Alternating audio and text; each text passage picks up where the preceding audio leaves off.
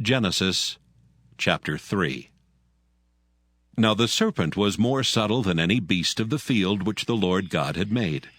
And he said unto the woman, Yea, hath God said, Ye shall not eat of every tree of the garden? And the woman said unto the serpent, We may eat of the fruit of the trees of the garden. But of the fruit of the tree which is in the midst of the garden, God hath said, Ye shall not eat of it, neither shall ye touch it, lest ye die. And the serpent said unto the woman, Ye shall not surely die. For God doth know that in the day ye eat thereof, then your eyes shall be opened, and ye shall be as gods, knowing good and evil. And when the woman saw that the tree was good for food, and that it was pleasant to the eyes, and a tree to be desired to make one wise, she took of the fruit thereof, and did eat, and gave also unto her husband with her, and he did eat.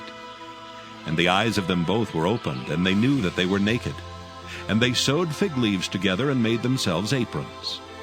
And they heard the voice of the Lord God walking in the garden in the cool of the day. And Adam and his wife hid themselves from the presence of the Lord God amongst the trees of the garden. And the Lord God called unto Adam, and said unto him, Where art thou?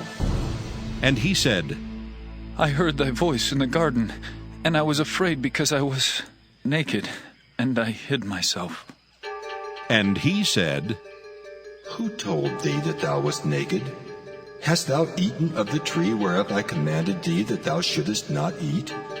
And the man said, The woman whom thou gavest to be with me, she gave me of the tree, and I did eat. And the Lord God said unto the woman, What is this that thou hast done? And the woman said, The serpent beguiled me, and I did eat. And the Lord God said unto the serpent, Because thou hast done this, thou art cursed above all cattle, and above every beast of the field. Upon thy belly shalt thou go, and dust shalt thou eat all the days of thy life. And I will put enmity between thee and the woman, and between thy seed and her seed. It shall bruise thy head, and thou shalt bruise his heel. Unto the woman he said, I will greatly multiply thy sorrow and thy conception.